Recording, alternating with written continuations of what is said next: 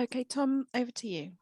I'll start. Well, good evening, everyone, and thank you very much indeed for joining us for this evening's webinar session, which we're holding on fuel poverty support and low carbon affordable warmth initiatives, and information on both.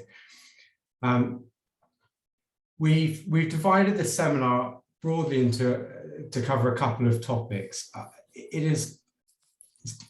Every day we continue to hear the desperately concerning news from our own residents, family and friends, and in the wider press about the numbers impacted by fuel poverty at the moment and the enormous number projected to over the coming few months. And so we thought it was appropriate to use this evening's seminar as the opportunity to signpost some of the immediate support to friends, relatives, and residents who are requiring support as they seek to tackle the fuel poverty situation that they find themselves in.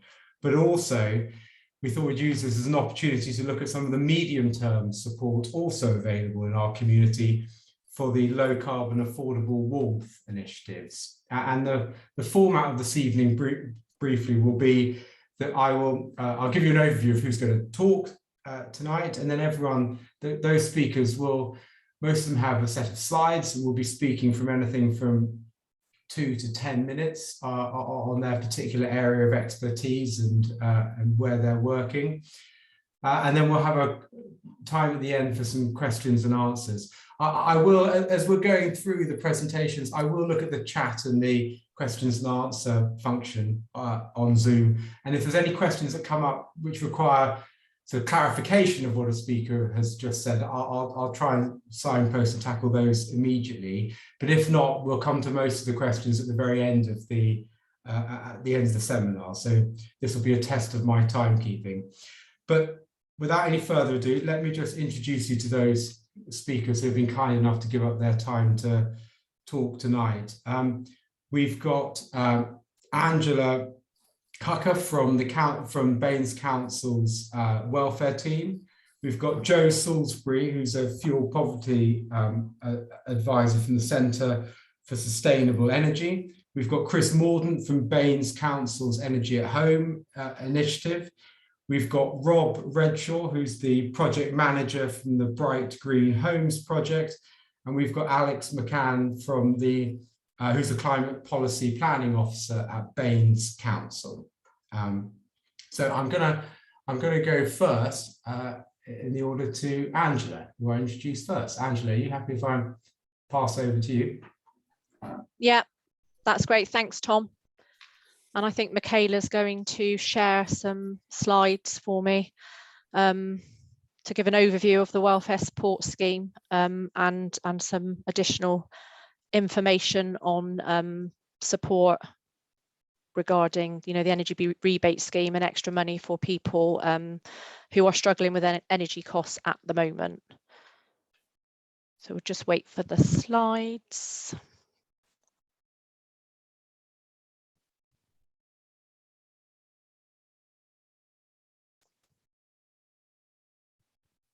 Just one moment, sorry. Okay. About this. I've got the slides on my screen. Here we are.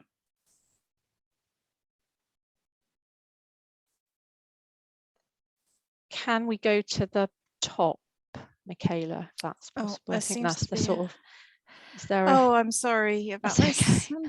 That we tested, didn't we? We did. Oh dear. Right, let's try this one more time. Apologies. If not, I can try and share them my end.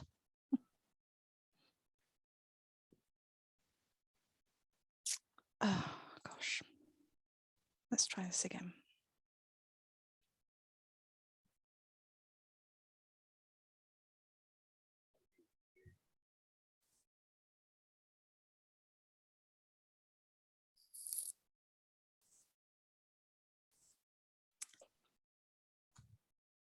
That's not displaying it, is it? Is it worth Angela having a... Let me have a go. Angela, have you got it on your screen? Let me get... Oh, no, there you are. Well done. Angela, over to you. Who's displaying them? No, I think that's Michaela's screen, I It's think. definitely Michaela's, right? Yeah, Okay, yeah. let me bring that back up. Excellent. Okay, thank you, Michaela. So can I have the first slide, please, or the second slide, technically? So the aim of the Welfare Support Service is to support residents in crisis who are in financial difficulty and can't afford to pay for essential daily living needs, like food and daily living costs and things like household items. Can I have the third slide, please? So it's for residents of Bath and North East Somerset. They should be on a low income, not necessarily benefits. Could be, a working family, but not earning very much. And we would normally ask them to provide evidence that they're experiencing financial hardship if they're going to apply to the welfare support scheme. Next slide, thank you. So for sort of short-term support, it's provided with supermarket vouchers or a referral to the food bank or other food provision in Baines. And our supermarket vouchers are either physical vouchers from any of the one-stop shops or an e-code that we can email to people if they're happy for us to do that, and then they can go and do their shopping in their chosen supermarket. Can I have the next slide? Thank you. Other help is in the form of removal costs for people that are moving for sort of like valid reasons, essential clothing for job interviews, household items, white goods, furniture, certain household bills, carpet, and we also help with rent in advance for people that are moving as well. It's probably worth mentioning that the white goods they're all new and they're guaranteed for 2 years, so they're not reconditioned or secondhand. And the next slide, thank you. So the debts that we will support people with, council tax arrears, rent arrears, we generally pay with a discretionary housing payment, which is a separate pot to the local welfare pot, dependent on qualifying criteria. Some utility debts, we can cover debt relief order payments, bankruptcy fees, and in the pandemic, we started to issue people with prepayment cards loaded with money, so they had kind of more freedom to pay debts themselves or to buy carpets for their properties or their own white goods. So that is on a basis of assessment, and then we decide which way we're going to go with the application. And the next slide, please. So applications by telephone, or people can email the welfare support inbox, and residents can apply to us direct, or they can come through a third party, a support worker, citizens advice, etc.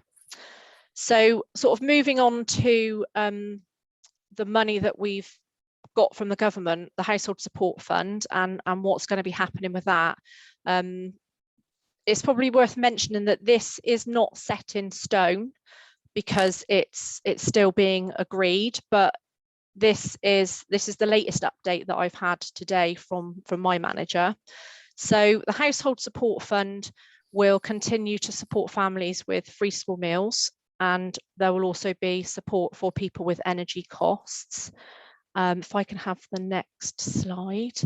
So free school meals vouchers will be issued to families at £15 per week per child, and that will help around 4,000 children. It was £20 a week, but because of the budget, we've had to reduce that slightly so that money can be kind of used for energy costs as well. But so there will be support in place that has sort of continued or is going to continue for free school meals. And can I have the next slide? Thank you. So the Household Support Fund is going to be used to help pensioners who are in receipt of a pension. So that will be £100 for households, and they will be contacted directly by the council, and there won't be any capital limit. So if they're on the pension, we can check that, then they will get £100 to pay towards their energy costs. Can I have the next slide? Thank you. I think everybody's probably heard of the energy rebate scheme, which is actually being administered by our council tax department, but I can talk about it. So it's bands A to D, £150 paid direct into the ratepayer's bank account if they're a direct debit payer. And that is going to start to be rolled out next week, I believe. There was quite a lot of admin and a system had to be put in place to get this money to people, so it's been quite a big piece of work. There will be a discretionary scheme for people that are not entitled to the main scheme. They might not be liable for council tax, or they might be in a higher banded property. So there will be some criteria, so income-based benefit, working tax credits, universal credit, or a combined household income of below £500, and that will be by application. So I think that web portal's being built at the moment for people to start applying, and hopefully that should go live in the next couple of weeks. And yeah, that was my last slide. So that's kind of like an overview of welfare support and some additional money for people to help with gas and electric.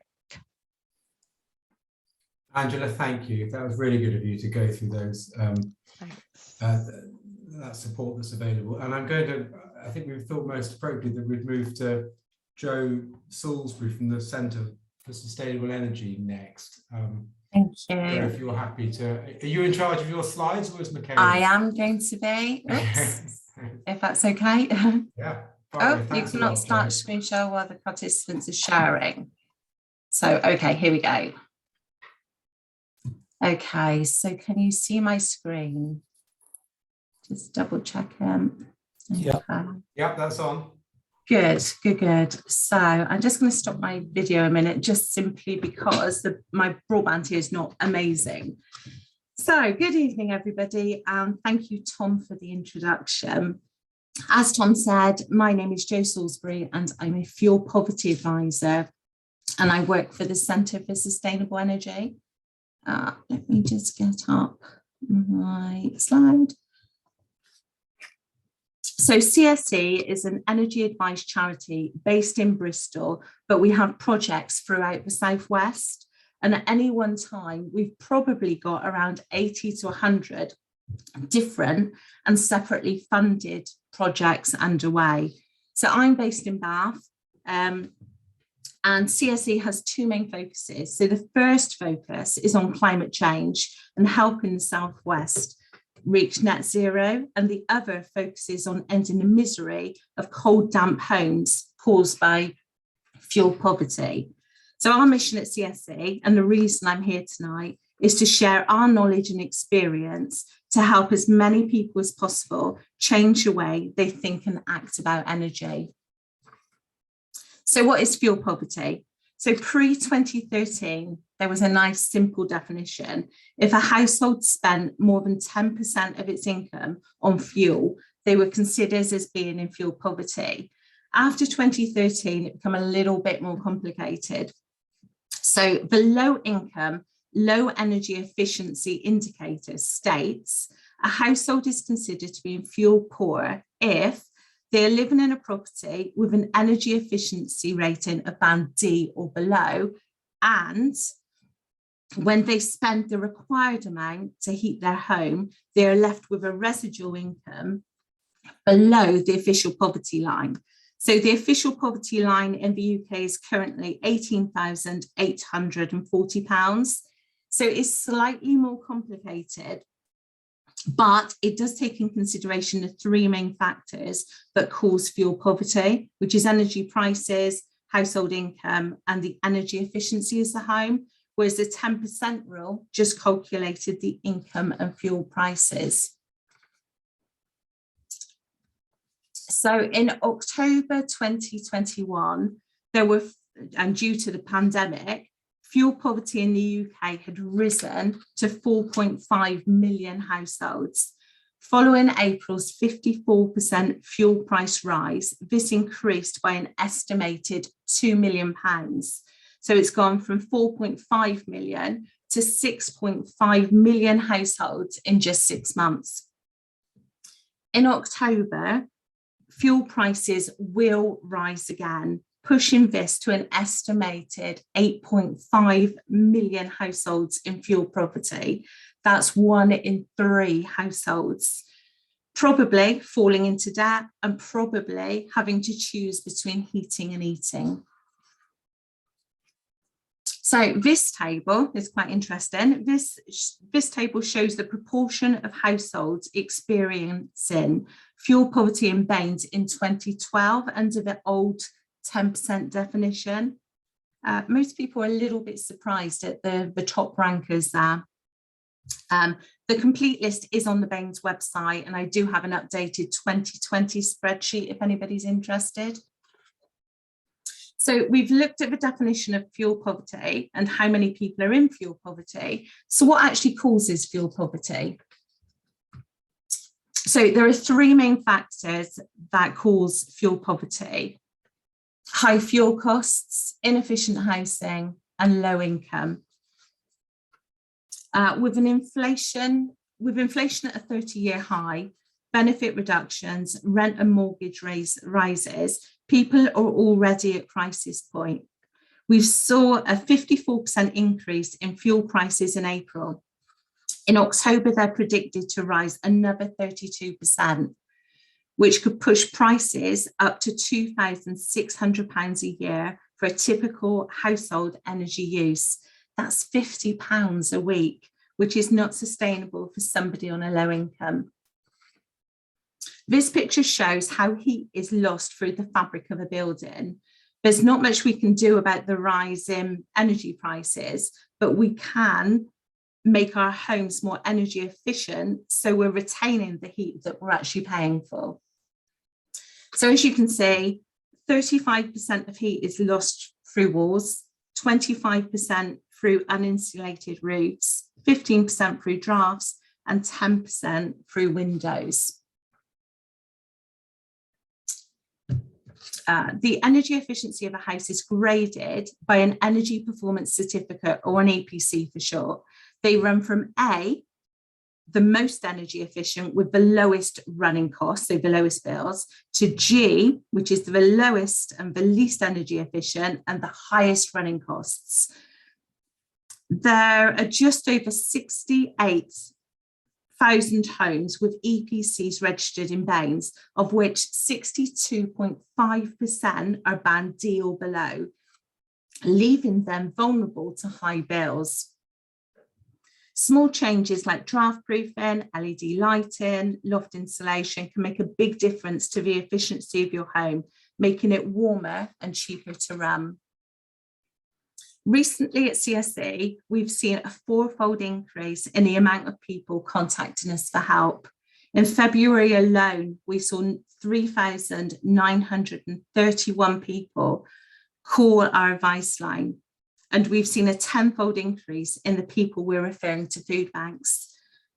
Calls are far more complex. Customers are distressed and already at crisis point.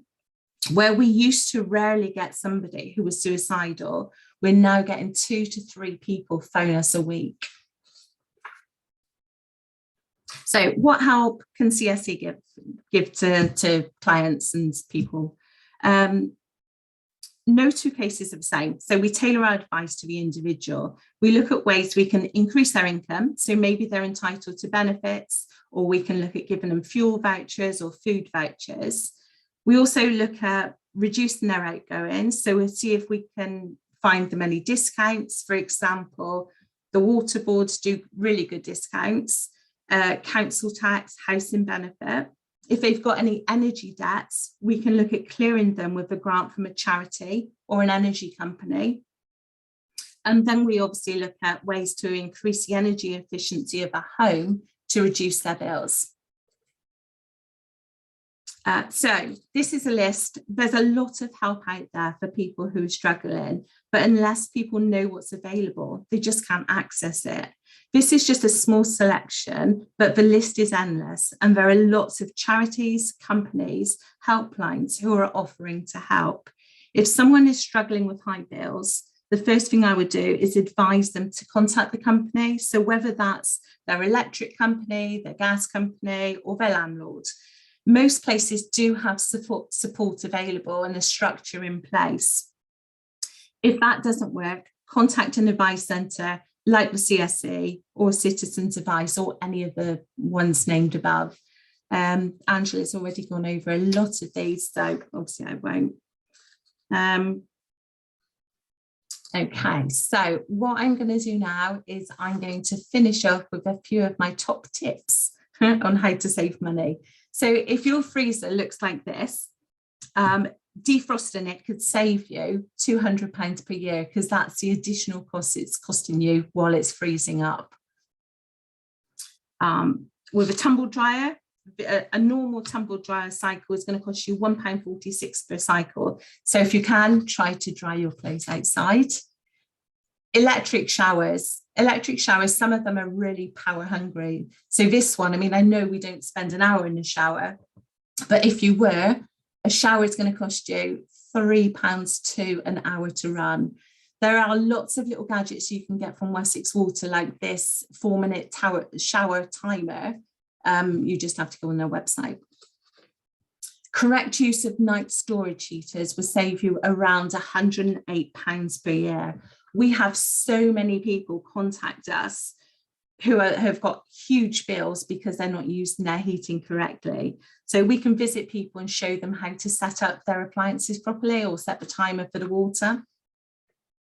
So this has been a really short whistle-stop tour of our services, but I think my final message is there is help out there. People just need to know it's available. If you know someone or a group who would benefit from a more in-depth session, please just contact me. There we go. So I think that's it. Jo, thank you. And I think the starkness of the figures that you showed there just, I think, probably terrify us all. And I think and thank you for signposting some of the immediate help that's available. And likewise, as I said earlier, Angela doing the same. That's why we thought it was so important, given the current context of what's going on and the number of people facing and about to face the challenge of fuel poverty, that we use this seminar as an opportunity to signpost some of that immediate help. So thank you for that. Chris Morden, I'm going to pass over to you now. I think if I recall correctly, are you happy to? Okay. Yeah, thanks, Tom. I think I should be unmuted now. So yeah, thank you, Tom. Yeah, I'm Chris Mordaunt, and I work for Housing Services, and we manage the council's Energy at Home service, which is for signposting and information on improvements to energy efficiency and low carbon heating and grants that are available for that. The main thing, following on from Jo's talk, is that we're trying to promote and achieve in Baines, low carbon affordable warmth, because if our properties are more energy efficient and lose less heat, and we can use energy sources that are more efficient and don't use fossil fuels, then we can reduce our fuel bills and also help reduce carbon dioxide and work towards reducing carbon for climate change. So what we've got is a new grant that's available. I'm just going to share my screen. Hopefully you can see that in a minute. Oh yeah. So the council is working in partnership for this grant with Bristol City Council and North Somerset Council. We've run schemes before on our own. This is a grant for low income, low energy efficient households that don't have gas heating. And Rob's going to talk a bit more about the detail of that in a minute. But yeah, the main thing I wanted to say was, Energy at Home will provide a bit more information about that. It will be able to refer people to that scheme, and also going on to the Energy at Home website here, which is energyathome.org.uk, which is one of the council's websites. You can apply direct to the scheme from the front page of the Energy at Home website. There's a bit of other information on there to have a look at, including retrofit measures, funding and support, links to the planning guidance, and some tips on other action you can take, including action for those people that maybe not entitled to a grant. So that was it really. That's Energy at Home. We really want to promote affordable warmth, particularly low carbon affordable warmth, to reduce fuel costs and help mitigate climate change. And I'd like to pass over to Rob from Bristol City Council, who's going to say a bit more about the scheme that we're working on. Thanks, Chris. Hello, everyone. I'm Rob Redshaw, Project Manager at Bristol City Council. I'm going to run through a little presentation on the Bright Green Homes project. As Chris mentioned, sort of energy efficiency and low carbon renewable technology project. Michaela, are you okay to get the perfect? Thank you.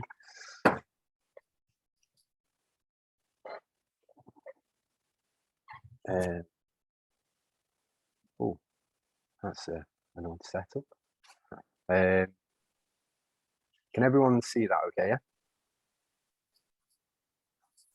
Oh. I'm not having much luck with screen sharing today, am I? There we go. There you go. That's it. So yeah, as Chris mentioned, we're working in partnership with Bristol City Council, Bath and North East Somerset, and North Somerset Council to deliver the Bright Green Homes project. We're focusing on energy efficiency and low carbon renewable technologies over the next year. And this is to fully fund installations of measures for low income owner occupier properties. And there is also 2/3 funding contribution for eligible private rented properties, with the landlord contributing the remaining third. And this project is following the fabric first approach, which is ensuring the fabric of the property is where it needs to be, including insulation, looking at the walls, the floor, the roof, and then moving on to sort of low carbon technologies like solar PV and heat pumps as well. Next slide, please. Cheers. So the eligibility for the project is only, this phase of the project is only available to electrically heated or fossil fuel heated homes. So this isn't a project for homes with gas boilers, and it's the sort of the other cohort. It's low EPC, so D, E, F or G, and you need to be eligible, you need an annual household income overall under £30,000. So that's anyone in the property over 18 that's sort of working or earning money, including benefits. And the final eligibility is you live in the project area, which is Bristol, Bath and North East Somerset and North Somerset. Next. Cheers. So the measures that we're going to look to fund and install at properties is insulation measures. That's going to be wall insulation, underfloor insulation, loft insulation. And with those insulation measures as well, we'll ensure that the ventilation is up to scratch. Next. And yeah, more measures that we're going to look to deliver. So that includes windows, moving people from single glazing to double glazing, energy efficient doors, And then looking at heating systems like air source heat pumps, electric storage heaters if air source is not possible, and then draft proofing, solar PV, and LED lighting as well. We're going to provide people with vouchers for LED bulbs as part of this. So this is managed in Bristol City Council. It's the project team in-house. It's our energy service, and we're following the full PAS 2035 process, which on the right hand side sort of details all the steps for the journey to installation. We're going to undertake retrofit assessments as a first step, using the property as a baseline, essentially using the property to understand what is the most needed measures, and we'll look to install those. We working with the Centre for Sustainable Energy. They're our retrofit coordination team, and we've got good links in Bristol with community groups, and yeah, as it says, the residents are supported throughout the journey by the project team at Bristol City Council. So the budget for this phase per property is slightly higher than the previous funding streams. For fossil fuel homes, the max grant is £25,000.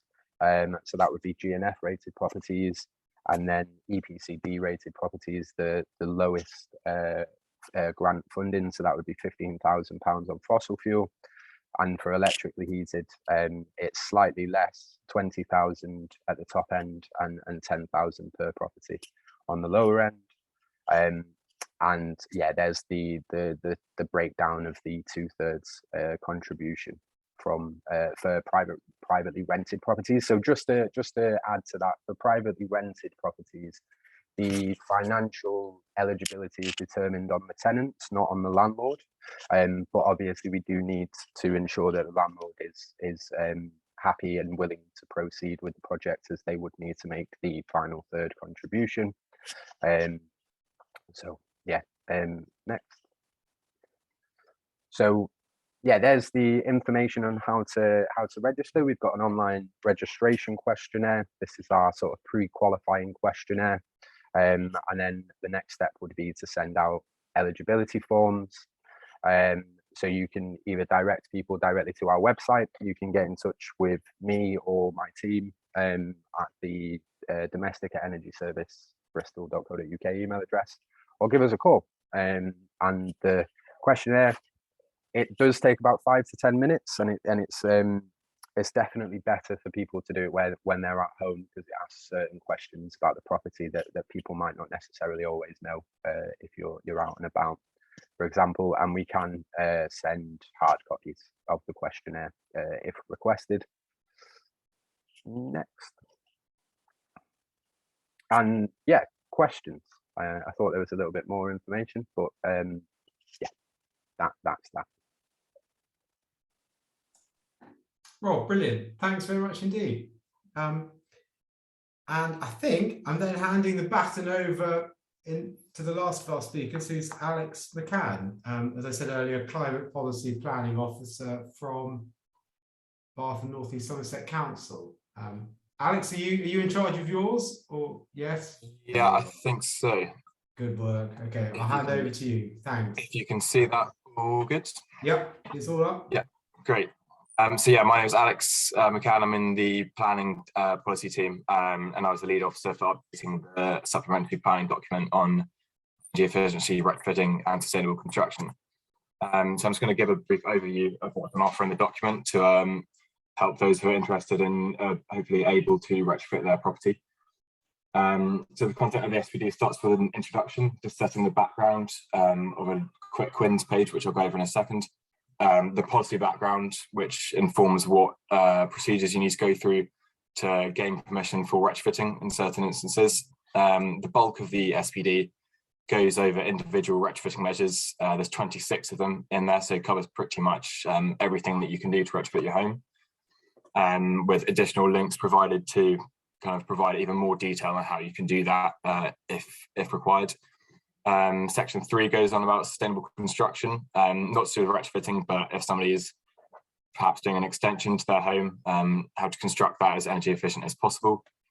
Section 4 is a short section on affordable warmth, kind of drawing on what Chris and Rob have been talking about, and those in fuel poverty, how to kind of alleviate some of the homes that aren't as energy efficient as at best.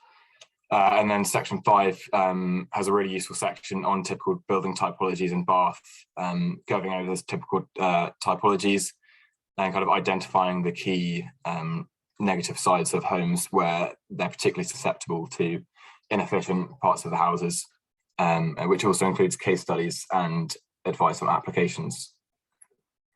So this is the quick wins section, which I mentioned. It involves measures which you can implement into your home fairly instantly, such as kind of draft proofing, stuffing tights, for example, or cardboard into gaps in your doors, for example. So it ranges from as simple as that to replacing your halogen lights with LED lights, which we now know from earlier is an extremely quick and efficient way to reduce the bills in your home.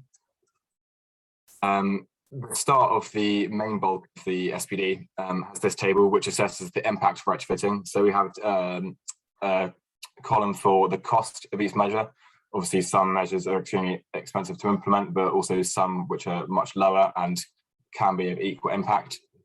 So that's where the environmental rating comes in on how much of an impact that the measure will have. Then the consents required column goes over what consents that may be required, particularly involving listed buildings and heritage assets, which are obviously abundant across Bath and North East Somerset. And then also scalability in terms of if you want to just kind of implement the measure into your house and then potentially scale it up to further increase the efficiency of your home. So this is an example page. It's actually a combination of 4 pages. It normally looks a bit smarter than that. But this is an example in this case of secondary glazing. So we have a section on what does it cost. Obviously the cost will vary a lot per house, but we give as best an estimate as we can, which is derived from BIS. We then have a large section on what is it. So that just explains how it works, the retrofitting measure, and then how effective is it. Again, this will vary per property, but we try to give a percentage so you can have an idea of how much energy savings you can achieve. And then there's also a section on particularly focused on heritage assets, kind of focusing on whether listed building will be required, and also guidelines on how you can maximize your chances on to reduce the damage to listed buildings.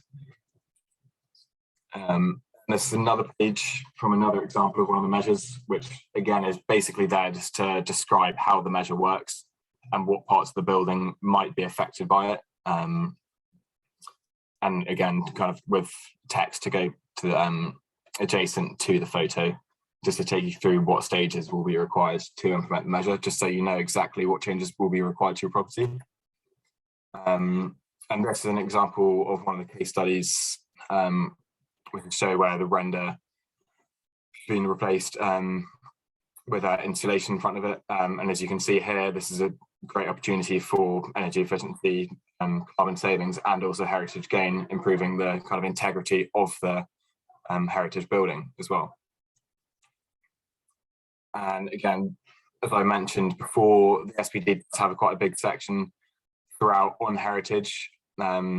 The main side of retrofitting in terms of planning is normally drawn to heritage due to listed building consent, which normally comes up. So we've, again, as I mentioned before, the typologies in Bath, that can give an idea of what parts of your house might require the most work and where you can save the most energy.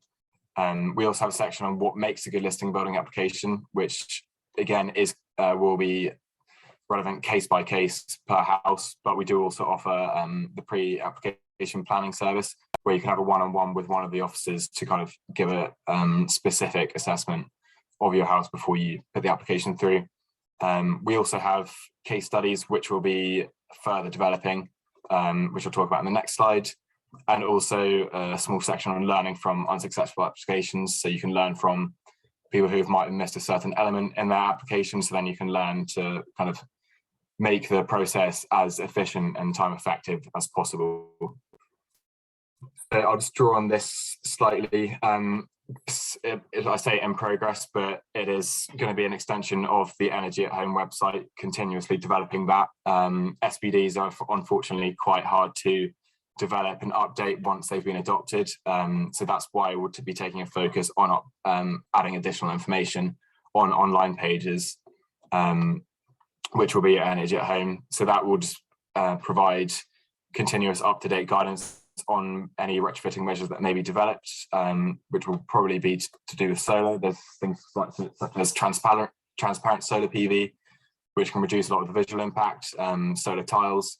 So kind of just technological advancements, that kind of thing will be put up online on the Energy at Home page as opposed to the SBD itself. And this will also ensure that the retrofitting guidance is modern and flexible, just because it can be updated consistently. And we'll also be looking to develop case studies drawn from other organisations who have information, and obviously incorporating any new financial grants and funding schemes that hopefully will continue to come up. But that is my slides. And again, welcome any questions in the Q&A section as well. Alex, we have got a question for you. Actually, there's one. Right, we'll go. Hopefully, we'll get some more questions as we go on. But the first one that's popped up is for you, Alex. I don't know if you can read it, but I'll read it out just for the sake of for the recording. A question for Alex. I know there's been some work about energy efficiency on listed buildings. Do you think Baines could adopt the approach of a London borough and permit solar panels on listed buildings as part of permitted development? So that is something that we are actually actively working on, and hopefully should be coming to a close shortly. It's quite different to achieve in Bath compared to London. London's very flat, especially in Kensington and Chelsea, where that was permitted, whereas Bath, for typology, kind of where most of the viewpoints are looking down on the roofs, there's just a slight more complication. But I can tell you that we are actively working on this, and hopefully will be completed shortly. But we will be sending an email out once that is towards the close as well. Thanks, Alex. There was just in my role as cabinet member for Council House building, one of the projects I'm closely involved with is Grosvenor House, just off London Road. And we've just secured, well, so it's now implemented, I think, the solar panels on the roof as part of the refurbishment of Grosvenor House. And all in all, the refurbishment that we've secured on that building, I think, if I recall correctly, has improved the energy efficiency of that, what's a grade 1 listed building, for those of you that don't know, by 40% from the original pre-refurbishment property. Right, the next question, I'll read it out and then we'll think about who best to allocate it to. Given the climate emergency, will there be even more of a shift towards carbon reduction where there has previously been a conflict with heritage? Heritage is clearly important, but where it's significantly reducing, heritage is clearly important, but where it is significantly reducing carbon reduction, isn't that a problem? So I think this is obviously reflecting the conflict, at times of perceived conflict between adaptations to heritage assets. Alex, I think that probably is one for you again, isn't it? Yeah. So yeah, this is also something we've been talking about recently, whether we can implement some sort of minimum standard for retrofitting, which we'd be looking at to do a minimum of EPC C rating, just to ensure that any retrofitting or further extensions to heritage buildings have to achieve that. It's again quite complex, and that will be part of the further work that we do for the new local plan for the next review of policy. But that is something that I would very much like to pursue. But again, it's just whether we can require that in terms of certain buildings, because that will be very hard to achieve. So there'll be certain conditions that might have to put in place. But that is definitely a policy that we'll be looking at directed at heritage buildings. Great, thank you. I don't know if anyone else from any of the other attendees wanted to post any questions on either the chat or the questions and answer portal, but just to highlight that in the chat, Michaela's also highlighted some upcoming events that those of you attending tonight might be interested to attend. There's on Monday the 16th of May, Transition Bath community-led retrofitting, and the following week, on the Thursday the 26th, Go Green Widcombe sharing how they've helped residents install solar panels. So that's specifically picking up on the question that Matthew had for Alex a few minutes ago. I don't think there was a question. I'm going to assume that if people haven't put their questions in now, that they don't have any specific questions. I think just as we draw to a close then, I just like to highlight again some of the sources of information where people can go to following tonight's webinar. Angela, you would signpost us, I'm sure, to the council's website. Joe's Salisbury has provided the details there for the Centre for Sustainable Energy and their advice. And in the chat previously, both Chris highlighted the Energy at Home website, and Rob, you highlighted the Energy Energy Service Bristol website for the Bright Green Homes project. I assume that's right, is it? That takes you to that project website. That's the web link, and there's a apply button that goes to the question. And Alex, remind me, on your presentation there were the links, weren't there? Were there the links? There won't, but we will be sending that out with the slides following the presentation. Okay, brilliant, brilliant. On which note, I think I would just like to end by saying a huge thank you to all of the speakers tonight, Angela, Joe, Chris, Rob, and Alex. We all really appreciate you not only putting in the time for presenting tonight, but also in all the preparation for your slides. So look, I really appreciate it. Thank you. And Michaela as well, who's been organising this behind the scenes. Thank you all, and thank you all for those of you who were able to attend tonight. And I wish you a good evening. You take care. Great. Thank you, everyone.